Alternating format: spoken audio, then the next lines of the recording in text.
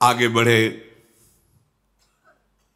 जे भी अहिल्या के रूप में शिला हुई तो संपूर्ण आश्रम मानो बसंत ऋतु फैल गई हो, तत्काल वैसे ही दिव्य शोभा से युक्त हो गया। ऋषि मुनि आनंदित होते हैं, प्रभु उनके साथ चल रहे हैं। फिर आगे चले तो जगत को पावन करने वाली भगवती गंगा जी को देखा।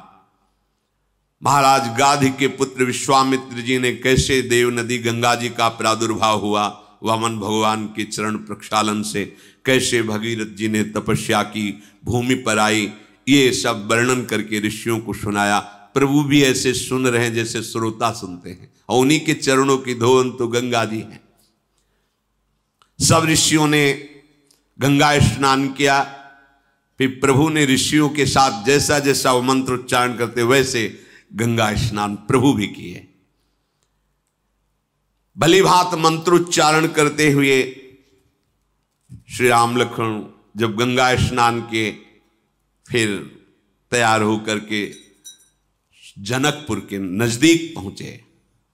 दूर से ही जनकपुर आनंद प्रदान कर रहा है, क्योंकि ज्ञानियों के परम गुरु जनक जी महाराज श्री सुखदेव जी जैसे महापुरुष के गुरु हैं। अद्भुत शोभा जनकपुरी की है, क्योंकि शोभा समुद्र सी सियाजू विराजमान है। प्रभु जनकपुरी को देखते ही आनंदित हो गए। ऐसा लग रहा है कोई पुराना संबंध है इस नगर से। बड़ी सुंदर झीलें, सरोवर, अमृत के समान उनका जल है। रंग बिरंगे कमल खिले हुए, मणियों की सीढ़ियां बनी हुई, भौरे मकरंद रस का पान करके गुंजार कर रहे हैं, पक्षी मधुर कलरव कर रहे हैं, रंग रंग के कमल खिल रहे हैं, शीतल मंद सुगंध वायु बह रही है। बड़ी सुंदर सुंदर पुष्प वाटिकाएं दिखाई दे रही नगर के बाहर, जहां अद्भुत रंग बिरंगे पक्षी हैं। सुंदर पत्तों और फूलों से लदे हुए ऐसे वृक्ष दिखाई दे रहे जैसे हाथ से श्रृंगारित किया गया हो। नगर की सुंदरता का तो वर्णन करते ही नहीं बनता, जिधर देखो उधर मन लुभा जाता है। श्री जनक जी का महल सर्वोच्च, ऐश्वर्य झलक रहा है दूर से ही। विश्वामित्र जी, वो जनक जी का महल, ऐसे समस्त सेवकों के बड़े बड़े महल हैं। ऐसा लगता है समस्त लोकों की शोभा जनकपुरी में विराजमान है। कृपा के धाम प्रभु श्री राम विश्वामित्र जी दूर से दिखाए। एक सुंदर नगर के समीप ही बड़ा सुहावना सरोवर और बगीचा। विश्वामित्र जी ने कहा, हमें लगता है यहीं विश्राम करना चाहिए। प्रभु ने कहा, प्रभु जैसी आपकी आज्ञा। इतने में जनक जी को सूचना दी गई कि महामुनि परम ज्ञानी महान तपस्वी विश्वामित्र जी ऋषियों के साथ जनकपुर के नजदीक बगीचे पर विश्राम कर रहे हैं। तत्काल जनक जी अपने प्रधान ज्ञानी सचिवों को साथ लेकर, कुछ ऋषियों को साथ लेकर के स्वागत के लिए विश्वामित्र जी के लिए चले। संग सचिव सुचि भूरि भट भूसुर बर गुर ज्ञाति, चले मिलन मुनि नाय कहीं मुदित राव यही भांति। पूरा परिकर जनकपुर से आ रहा है। विशिष्ट विशिष्ट ऋषि, सचिव और श्री जनक जी महाराज। दूर से ही देखा, अद्भुत शोभा से युक्त विश्वामित्र जी दूर से ही साष्टांग प्रणाम किया, जमीन पर मस्तक रख करके प्रणाम किया। प्रणाम की ये विशेषता है। जरूरी नहीं कि आप चरण स्पर्श करें जाकर के, अलग अलग संतों के नियम भी होते हैं। कुछ लोग ऐसा समझते हैं कि ये अपने को बड़ा पवित्र समझते, चरण नहीं छुआते। एक तो कुछ संतों के नियम होते हैं, गुरुजनों ने आदेश किया है। दूसरी बात ये होती है सूक्ष्मता की बात, कि हर समय पवित्र स्थिति में मंत्र जाप करने का आदेश दिया गया है, पवित्र स्थिति में सेवा करने। अब आप कैसी पवित्रता का निर्वाह करते हैं और वो कैसी पवित्रता का, तो अपराध बनने की भी संभावना है।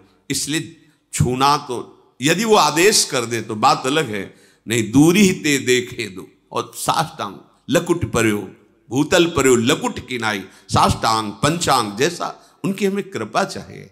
जरूरी थोड़ी कि छूने से कोई बात बनेगी। आप अपवित्र हैं और आपने छू लिया, अब वो श्री जी की सेवा में जाएंगे, अब इस बात का आपको अपराध लगेगा, आपको पता नहीं। लेकिन नहीं, उसके भाव देखो ना, वो छूना चाहता है तो उसके भाव देखो ना। जीवन भर जिस मार्ग में चला है उस आराध्य देव की आराधना के लिए कितना संयम, कितनी पवित्रता का निर्वाह कर रहा है। तुम्हारे भाव देखने के लिए थोड़ी बना है, वो भाव प्राप्त करके भाववश भगवान को वशीभूत करना चाहता है, जिससे तुम्हारा भी मंगल होगा, जगत का मंगल होगा। पर ये अज्ञानी जन दूर से ही जनक जी परम ज्ञानी हैं, साष्टांग दंडोत किया विश्वामित्र जी को।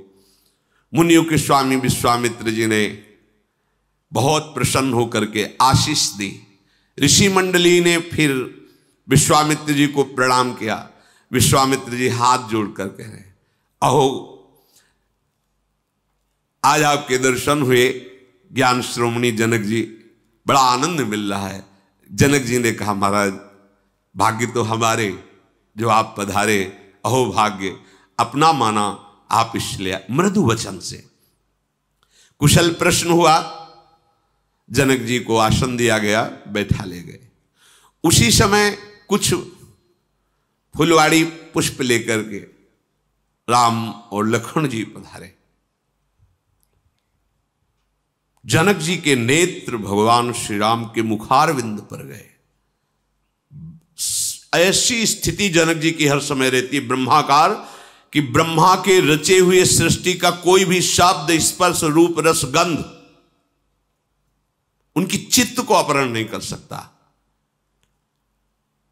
श्याम गौर मृदु वयस किशोरा, लोचन सुखद विश्वचित चोरा।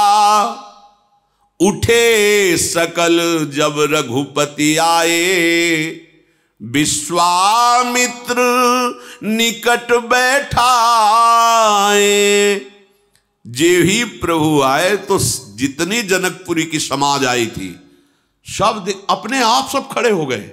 अभी प्रभु 9 किशोर, एक से एक वयोवृद्ध ज्ञानी महात्मा सब खड़े हो गए। प्रभु ने विश्वामित्र जी ने पास बैठाला, सबके चित्त। और आश्चर्य है, जनक जी की तो स्थिति ही बदल गई। सबके नेत्रों से अश्रु बह रहा है, रोमांचित हो रहे हैं। और जनक जी की तो स्थिति, मूरति मधुर मनोहर देखी, भयउ विदेह विदेह विषेकी। वैसे ही देव भाव रहित ब्रह्मबोध संपन्न महापुरुष अब तो प्रेम की दशा जागृत हो गई, विदेह और विदेह में हो गए। बार बार संभालना चाहते जनक जी अपने चित्त को। विश्वामित्र जी देख रहे हैं जनक जी की तरफ।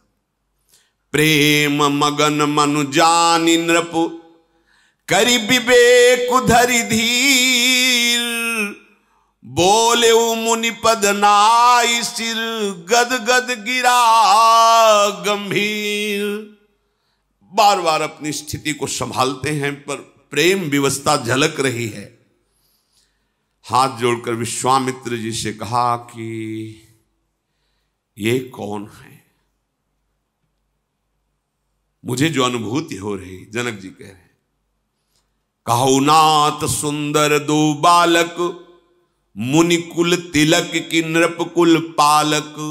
ब्रह्म जो निगम नेति कही गावा, उभय भेष धरी की सोई आवा। सहज विराग रूप मनु मोरा, थकित होत जिमि चंद चकोरा।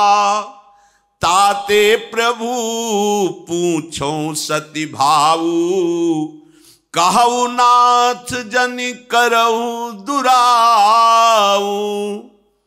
हे महामुनि, जनक जी ने विश्वामित्र जी से कहा, ये दोनों मुनियों के कुल के आभूषण हैं या किसी राजवंश के पालक नवकिशोर हैं? पर मेरा मन तो कहता है कि वेद जिसे नेति नेति कहते हैं वो साक्षात ब्रह्म मूर्तिमान होकर मेरे सामने है। मैं अपने मन पर विश्वास करता हूं क्योंकि मेरा मन सहज वैरागी है, पर इन्हें देख करके मेरा वैरागी ब्रह्मबोध संपन्न मन आसक्त हो गया। इनको देखकर ऐसा आसक्त हो गया जैसे चंद्रमा को देखकर चकोर हो जाता है। इसलिए मैं सत्य को साक्षी करके आपसे पूछता हूं, दुराव मत करना, क्या मेरा अनुभव सत्य है कि जिसे वेद नेति नेति कहते हैं वही ब्रह्म मूर्तिमान होकर मेरे नेत्रों के सामने विराजमान है? देखो, मैं आपको, हमारी स्थिति आप जानते हैं, क्योंकि विश्वामित्र महामुनि ज्ञानी, तो जनक जी तो विदेहराज भी है। कह रहे हैं जनक जी सत्य बताना, क्योंकि मेरा अनुभव कह रहा है, इन्हीं बिलोकत अति अनुरागा, बरबस ब्रह्म सुख ही मन त्यागा। इनको देखते ही मेरा जो ब्रह्मानंद में डूबा हुआ मन था वो अब राम रूप में आकर आसक्त हो गया है। ऐसा नहीं हो सकता। त्रिभुवन का कोई रूप विदेहराज जनक को मोहित कर ले, ऐसा नहीं हो सकता। ये वही हैं जिसे वेद नेति नेति के कहकर कि ब्रह्म साक्षात मूर्तिमान। आप सत्य को साक्षी करके बताइए। विश्वामित्र जी मुस्कुराए, कहा मुनि बिहसी कहो नृपुनि का, बचन तुम्हार न हो अली का। आपने ठीक यथार्थ अनुभव किया, आपका वचन कभी मिथ्या नहीं हो सकता। विश्वामित्र जी ने जनक जी से कहा, आपने ठीक यथार्थ अनुभव किया। राम जी ने विश्वामित्र जी की तरफ देखा, इशारा किया कि सब विराजमान हैं प्रभु, हम जो लीला करने के लिए अवतरित हुए हैं ये भेद ही रहना चाहिए। बोले देखो ये ऐसे सुंदर हैं ही, इन्हें जो देखता है वो लुभायमान हो जाता है। और ये रघुकुल मणि दशरथ के जाए, मम हित लागी नरेश पठाए। ये महाराज चक्रवर्ती सम्राट दशरथ के पुत्र राम और लक्ष्मण मेरी यज्ञ रक्षा के लिए आए हुए हैं। बदल गए। भगवान श्री राम ने भेद नहीं तो शुरू किया था कि जो तुमने यथार्थ अनुभव किया उस परम सत्य है। प्रभु ने इशारा किया, प्रभु हाँ महाराज चक्रवर्ती सम्राट दशरथ के पुत्र राम लक्ष्मण मेरी यज्ञ ये ऐसे हैं ही सुंदर कि सबको अच्छा लगता। बिल्कुल बात छुपा ली। इनका शील, इनका सौंदर्य ऐसा है, सबके चित्त को चुरा लेते। ये महाबलशाली है, इन्हें कोई जीत नहीं सकता। ये मेरी यज्ञ रक्षा के हेतु आए हैं। राजा ने कहा, जनक जी ने, मैं समझ गया। अब मैं कह सकता हूं कि आपके चरण दर्शन से मेरा अहोभाग्य हुआ। ज्ञानियों की बात ज्ञानी ही समझते हैं। आपके चरण दर्शन और हाथ जोड़े विश्वामित्र जी की तरफ, मेरा अहोभाग्य हुआ। और आपके कारण मुझे ये राजकुमार गौर श्याम का जो सौंदर्य है वो देखने बिल्कुल शायद कोई भी न जान पावे जो अन्य ऋषि जन आए हुए हैं कि कौन है। बड़ी परस्पर प्रीति प्रकट की विश्वामित्र जी और जनक जी महाराज ने। आनंदित होकर कहा, नाथ आज आपने हमें कृतार्थ कर दिया। बात करते विश्वामित्र जी से बार बार राम जी की तरफ उनकी शोभा को देख रहे, दृष्टि हटाना चाहते, पर वो चित्त चोर ऐसे हैं कि बार बार दृष्टि जाती, पुलकित हो जाते, फिर हृदय को संभालते हैं और कहा अच्छा महाराज आदेश कीजिए, और भी सेवाएं हैं, क्योंकि धनुष यज्ञ है, बहुत से ऋषि मुनि राजा पदार्थ। हृदय को जो प्रेम से भर रहा था छुपा करके वहां से प्रणाम करके विश्वामित्र जी पूरे मार्ग में केवल राम रूप छा रहा है। ये है परम ज्ञानियों को भी आकर्षित करके बलात् मुनिमन मोहन विश्वमन मोहन अपने आए। इसीलिए ब्रह्मानंद भी फीका लगने लगता है जब इनकी रूप माधुरी प्रकाशित होती है।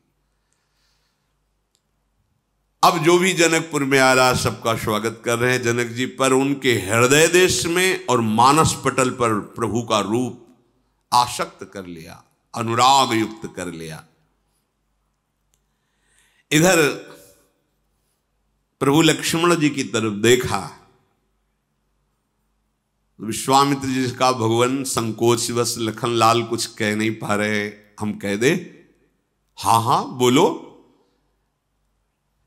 हमें लगता है लखनलाल के मन में है कि जनकपुरी कैसी अंदर से देखे हमें, आपका आदेश हो तो जनकपुरी का दर्शन करना चाहते हैं।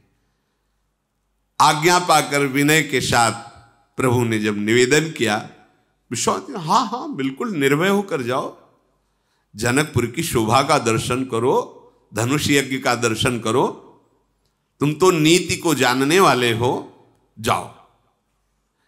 सुख निधान दोनों भाई विश्वामित्र जी की आज्ञा से जनकपुरी का दर्शन करने के लिए अंदर प्रवेश किए। अब वहां पहले से ही सूचना हो गई थी कि ऋषि के साथ ऐसे राजकुमार आए, जो देखता है वो लुभायमान हो जाता है। पीत रंग के वस्त्र धारण किए और कमर में पीले दुपट्टे बंधे हुए, पीठ पर तरकश, हाथ में धनुष बाण, गौर श्याम जोरी गजराज की तरह जनकपुरी में प्रवेश कर रहे हैं। शोर मच गया। वो राजकुमार जो विश्वामित्र जी के साथ आए वो जनकपुरी में प्रवेश कर रहे हैं। जो नर नारी जैसे भाग पड़ते हैं, प्रभु की शोभा देख रहे हैं। नक्श शिख से ऐसा सौंदर्य बरस रहा है गौर वर्ण लखनलाल। ये गौर श्याम जोरी रहती है, कहीं किसी भी अवतार में हो। श्याम वर्ण श्री राम जी, पूरा नगर टूट रहा है। जब जनक जी को पता चला तो कुछ निजी अंगसेवियों को भेजा उनकी रक्षा, भीड़ को हटाने के लिए। सब ऐसे भाग रहे जैसे किसी दरिद्री को महाधन मिल रहा हो, ऐसा ही है। स्वभाव से ही सुंदर महामत्त गजराज की भात जनकपुरी में प्रभु विचरण कर रहे हैं। जो देखता है वो ऐसा अनुभव करता है कि नेत्र धारण करना आज हमारा सफल हो गया, नेत्रों का फल। जो घर में स्त्रियां वो दौड़ नहीं पाई, अब वो कोई झरोखों से लगती है, वो आ रहे, अरे सखी मैं भरनेत्र कैसे देखूं, दौड़ करके ऊपर चढ़ जाती छत में। अब प्रभु तो नीचे देखते चल रहे हैं, वहां पहले से कोई फूलों को व्यवस्था थोड़ी करके, तो चोटियों में फूल गिरते थे, फूल को लिया ऐसे छोड़ती है, प्रभु ऐसे देखते निहाल हो जाती है दौड़ दौड़ करके। और सब आपस में बात करती है कि त्रिभुवन में जितने सुंदर है ना, सबकी सुंदरता सुनी है पर इनकी सुंदरता देखी है। सुनने के अनुसार मैं कह सकती हूं कि इनसे सुंदर कोई त्रिभुवन में नहीं। करोड़ों कामदेव की छवि को उन्होंने जीत लिया। कोई देवता, मनुष्य, असुर, नाग, मुनि, कोई ऐसा सुंदर नहीं जैसे सुंदर है। सुना है भगवान विष्णु बहुत सुंदर हैं, पर उनके 4 भुजाएं हैं, लेकिन ये दुभुज कितने सुंदर लग रहे हैं। ब्रह्मा जी बहुत सुंदर है, पर उनके 4 मुख हैं, तो थोड़ा तो। सुना है भगवान शिव जी कर्पूर गौरम, पर जटाओं का बोझा, चिता की भस्म, बासुकी नाग, मुंडों की माला। सुंदर तो है ही, पर अब सखियां बात कर रही। और भी बहुत से सुंदर देवताओं को देखा है, पर सखी सांवरे और गोरे किशोर को देखने के बाद मेरा मन कहता है कि त्रिभुवन में कोई इनके जैसा सुंदर नहीं। एक सखी ने कहा कि सयानी तू बात सही कह रही है, ये राजहंसों का जैसा जोड़ा विश्वामित्र जी की यज्ञ रक्षा के लिए आया है, ये तो महाराज दशरथ जी के पावन कुल को प्रकाशित कर रहे हैं। सखी मुझे एक बड़ा भय हो रहा है, ये महाराज जनक ने क्यों प्रण रख लिया कि जो धनुष तोड़ेगा सिया जी का वरण करेंगे। छोड़ देना चाहिए प्रण, और इन किशोर उसके साथ, सिया जी की जोड़ी तो इन्हीं के साथ। महाराज जनक ने ये जो प्रण किया ठीक नहीं किया। दूसरी इनका सखी तुम कमजोर मत समझो, सुना है कि सुबाहु को भस्म कर दिया, एक बाण से मारीच को 100 योजन 400 कोस दूर फेंक दिया, तो तुम इनको केवल कुमार ही मत समझो। अगर प्रण किया है महाराज ने तो ये उसको धनुष का भी भंग करेंगे, आप चिंता क्यों करती हो। सखी तुम कहती तो जरूर हो, पर इनकी भुजाएं देखकर नहीं लगता ऐसा कि ये इतने बलशाली हैं। कोमल भुजाएं प्रभु। अगर सिया जी के साथ इनका विवाह नहीं हुआ तो सखी हम बड़ी अभागी हैं। तो सखी तू ऐसा क्यों कहती है?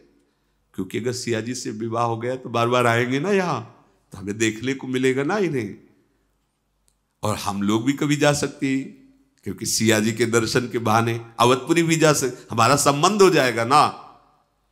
अगर मैंने पूर्व जन्म में या इस जन्म में कोई पुण्य किया है, हे दयु हे विधाता मेरी बात सुनो, राम जी का विवाह सिया जी से हो जाए। ऐसे नगरवासी आपस में। सयानी सखी कहती बड़ा समंजस है, जनक जी ये बात नहीं मानेंगे, बिना धनुष तोड़े विवाह नहीं होगा। अरे सखी तू भूल क्यों कर रही है? अभी अभी सुना है कि एक पाहन को चरण से स्पर्श किया तो अहिल्या के रूप में प्रकट हो गई। इन बड़े सामर्थ्यशाली है, ये भगवान शिव के धनुष को भंग ऐसे कर देंगे, तुम चिंता क्यों करती हो? नहीं सखी, हमारी जो सखी सिया जो है ना, इतनी सुंदर है तो उनको दूल्हा भी इतना सुंदर मिलना चाहिए। बस हम तो इस बात से घबरा रही है। स्त्री आपस में ऐसी बात कर रही, भगवान आगे बढ़े। कुछ जनकपुरी के नवकिशोर बालक दौड़ दौड़ करके आते हैं और प्रभु को छूने के आपस में देख, ये बहुत सुखद है, बहुत सुखद, ऐसे दौड़ दौड़ के, और कहते हम आपको दिखाने चले, धनुष जा रखा है, यज्ञशाला बनी। प्रभु कहते हाँ हाँ आप तो ऐसे दसियों नवकिशोर बालक दौड़ दौड़, देखो प्रभु यहां ऐसा, प्रभु ऐसे, प्रभु देख रहे, बड़ाई कर रहे। सब शिशु यही मिशी प्रेम बस परस मनोहर गात। देखो देखो ऐसे छूते हैं, आनंद मगन। ये सब महान भजनानंदी है जो शिशु रूप में है, भगवान का स्पर्श प्राप्त कर रहे हैं। तन पुल कही अति हरस ही देख देख दो भात। और प्रभु बालकों को भी ऐसे, हाँ अच्छा आप क्या दिखाना चाहते हैं, हम चलो वो दिखा रहे, अब ये दिखा, ऐसे सब दौड़ दौड़ के प्रभु को अपनी अपनी तरफ बुला रहे, और प्रभु जो बुला रहा है उसके साथ चले। हाँ बहुत सुंदर, जनकपुरी की शोभा का तो क्या कहना। अरे जिनके पलक झपकते अनंत ब्रह्मांड रच जाते हैं, उन प्रभु के लिए कोई शोभा देखने वाली है क्या? पर प्रभु उन बालकों की प्रशंसा करते हैं। आश्चर्यचकित होकर जो मंच बना है उसको देख रहे हैं, जहां पर धनुष विराजमान है। प्रेम विनय भगवान की दृष्टि में और चेष्टा में, जो भी बड़ा बुजुर्ग जैसे प्रेम से भगवान सबसे मिलते हुए जा रहे हैं। संध्या का समय, तत्काल प्रभु वापस हुए, स्नान आदि करके संध्या वंदन किया, और जब विश्वामित्र जी शयन करने लगे तो राम लक्ष्मण जी अपने गुरु के चरण दबा रहे हैं। मुनिवर शयन की न तब जाई, लगे चरण चापन दो भाई। गुरुदेव शयन कर रहे हैं, विश्वामित्र जी के चरण चाप रहे हैं। देयम सदा परिभवग्नम अभीष्ट दोहम तीर्थास्पदम श्री विरंच नुतम शरण्यम। वो प्रभु अपने कर कमल से अपने महान भक्त विश्वामित्र जी के चरण दाव रहे, जिनके चरण सरोरुह लागी, करत विविधि जप जोग विरागी। तेई दो बंधु प्रेम जनु जीते, गुरुपद कमल पलोटत प्रीते। अरे जिनके चरणों के दर्शन के लिए वैराग्य धारण करके महान तपस्या और भजन के द्वारा जिनकी आराधना करते हैं, वही मूर्तिमान प्रभु प्रेम पूर्वक अपने गुरु जी के चरण दबा रहे हैं। फिर गुरुदेव ने आज्ञा करी, जाओ शयन करो। तो जब प्रभु श्री राम जी शयन कर रहे हैं तो लक्ष्मण जी उनके चरण दबा रहे हैं।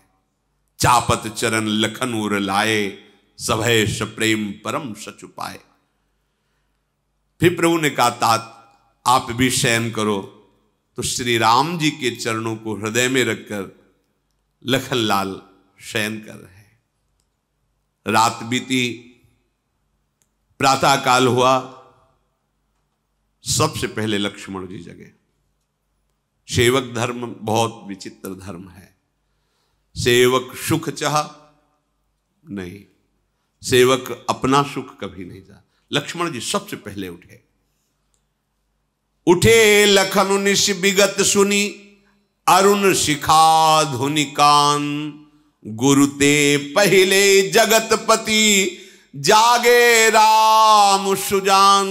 सबसे पहले लक्ष्मण जी उठे, फिर अपने गुरुदेव से पहले श्री राम जी उठे, फिर विश्वामित्र जी। सब समस्त दिनचर्या की युगल किशोरों ने और पवित्र होकर फिर मुनियों को मस्तक, सब ऋषियों को प्रणाम किया। फिर आज्ञा भई, प्रातःकालीन देव अर्चना के लिए पुष्प लाइए। दोनों युगल किशोर राम लखन जनक जी की पुष्प वाटिका देखते ही मन लुभा जाए। लताएं वृक्षों का आलिंगन की झूम झूम करके पुष्प ऐसे नवीन पल्लव, मानो हर वृक्ष हर लता राम जी को बुला रही, हमसे पुष्प लो आकर के, हमें कृतार्थ करो आकर के।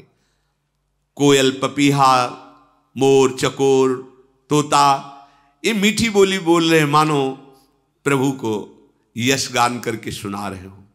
और जैसे जैसे प्रभु बढ़ते हैं, मयूर आकर नृत्य करते हैं। चातक कोकिल कीर चकोरा, कूजत बिहग नटत कल मोरा। मोर नृत्य करे, प्रभु पधारे हैं। उस बीच पुष्प वाटिका में बड़ा ही मनोहर सरोवर है। सुंदर सीढ़ियां, मणियों से जटित, जल एकदम स्वादिष्ट निर्मल, रंग बिरंगे कमल खिले, पक्षी, जल पक्षी कलरव कर रहे, भ्रमर गुंजार कर रहे। प्रभु को बड़ा सुख मिल रहा है। पुष्प लेने के पहले चारों तरफ दृष्टि डाली तो देखा वहां जनकपुर की उस पुष्प वाटिका की सेवा करने वाले माली जन हैं। प्रभु उनके पास गए और कहा, हमें अपने गुरुदेव की पूजा के लिए कुछ पुष्प चाहिए, मैं ले सकता हूं? उन्होंने अनुमति दिया। ये देखो, मर्यादा पुरुषोत्तम भगवान श्री राम की प्रत्येक चेष्टा अनुकरणीय है। अगर हमें कहीं कुछ भी एक पत्ता भी लेना है, अगर वहां उसका अधिकारी है तो आज्ञा लेना जरूरी है, नहीं फिर चोरी माना जाता है। अगर खुला वनस्पति किसी के अधिकार में नहीं है तो आप ले सकते हैं, लेकिन अगर किसी का बगीचा है तो उसकी अनुमति ही लेनी होगी। स्वयं भगवान चहुदिश चितई पूछ मालीगन, लगे लेन दल फूल मुदित मन। आज्ञा हो तो कुछ पुष्प गुरुदेव की सेवा के लिए, हाँ हाँ आप ले सकते हैं। प्रभु फूल लेने के लिए जे ही आगे बढ़े तो नूपुरों की ध्वनि, करधनी की ध्वनि, कंकण वलय की ध्वनि, चूड़ी की ध्वनि, और ऐसा लगा कि मानो मदन ने दुंदुभी बजाई हो विजय प्राप्त करने के लिए भगवान से। जैसे युद्ध में पहले बाजे बजते, नूपुरों की ध्वनि सुनकर प्रभु श्री राम का मन कुछ होता जा रहा है, पसीने की बूंद आने लगी। लक्ष्मण जी की तरफ देखते हैं, पर फिर प्रभु सावधान होते हैं। क्यों? सिया जी पधारी पुष्प वाटिका में ही सरोवर के समीप गिरिजा जी का मंदिर है, पूजन करने, क्योंकि धनुष यज्ञ है कल, तो देवी की आराधना करने आई है। सर समीप गिरिजा गृह सोहा, बरन निजाय देख मन मोहा। सब सखियों ने पर्दा किया, सिया जी ने सरोवर पर स्नान किया और गिरिजा जी के पूजन के लिए, उधर एक सखी पूजन के लिए पुष्प लेने गई थी। उसने जो ही देखा प्रभु श्री राम लक्ष्मण को, विकल हो गई, ऐसा रूप प्रभु का। अब वो बार बार कैसे चलूं, कैसे नेत्र हटाऊं इनसे, पर पूजन के लिए सिया जी को पुष्प पहुंचाना है। बहुत हिम्मत करके, आंसू बह रहे हैं, रोमांच है, शिथिल एकदम, कहां कदम पड़ रहा है, कोई सुधी नहीं। सिया जी ने दृष्टि डाली उस सखी के ऊपर, कहा सखी ये क्या? तासु दशा देखी सखिन पुलक गात जलु नैन, कहु कारण निज हरस कर पूछहि सब मृदु बैन। ये तुम्हारी दशा कैसे हो गई सखी? तुम्हारी आंखों से अश्रु बह रहे, रोमांच हो रहा है, तुम देह भाव विस्मृत किए हो, ये क्या? इतना आनंद तुम्हें कैसे मिल गया? उसने कहा कि जब आज्ञा से पुष्प वाटिका में पुष्प लेने गई तो मैंने रूप देखा है, रूप, आंसू की धार। श्याम गौर किम कहों बखानी, गिरा अनयन नयन बिनु बानी। ऐसा रूप देखा है कि जिसने देखा उसके वाणी नहीं कि बोल पावे। नेत्र ने देखा उसके, और वाणी जो बोल रही उसने देखा नहीं, तो हम वर्णन कैसे? बस इतना कहती हूं कि देखने योग्य है, देखना चाहिए। सुनि हर्षी सब सखी सयानी, सिय ही अति उत्कंठा जानी। एक कहे नृपसुत ते आली, सुने जे मुनि संग आए काली। सिया जी के हृदय में एक अलौकिक आकर्षण हो रहा है, तो हम भी देखें चल के उस रूप को। हाँ, हमने सुना है विश्वामित्र जी के साथ 2 राजकुमार आए हैं, शायद वही होंगे, चलो चलते हैं देखने के लिए। जिन्होंने पूरे नगर को मोहित कर लिया है वही पुष्प वाटिका में आए होंगे। बरनत छवि जहां तहां सब लोगू, अवश्य देखिए देखन जोगू। चलो चलो, वो देखने योग्य। जैसे जैसे सियाजू चरण आगे बढ़ा रहे हैं, हृदय में कुछ घबराहट सी हो रही है, एक प्रेम की होती है, एक व्याकुलता पैदा हो रही है। तासु बचन यति सियहि सुहाने, दरसि लाग लोचन ललचाने। चली अग्र करी पिय सखी सोई, प्रीति पुरातन लखई न कोई। बार बार हृदय में उमगन है कि आज अपने प्रीतम को पहली बार देखूंगी इस प्राकट्य उत्सव में, जो सिया के रूप में प्रकट हुई हूं, आज पहली बार देखूंगी। जो नारद जी ने हमें सुनाया था कर कि ऐसे दशरथ भवन में ऐसे प्रभु, आज मैं अपने प्रभु के रूप को देखूंगी। चकित हो रही, बार बार नित्य चंचल, और उस सखी से इशारे से किधर किधर। प्रभु लक्ष्मण से जी से कहते हैं कि ऐसा लग रहा है कि हमको चैलेंज दे रहा है कामदेव। ये मदन ऐसा लग रहा है कि वो धुंध भी बजा करके मुझे परास्त करने की कोशिश कर रहा है। अचानक दृष्टि पड़ी तो अस कही फिर चितए तेहि ओरा, सिय मुख शशि भय नयन चकोरा। प्रिया प्रीतम का मिलन,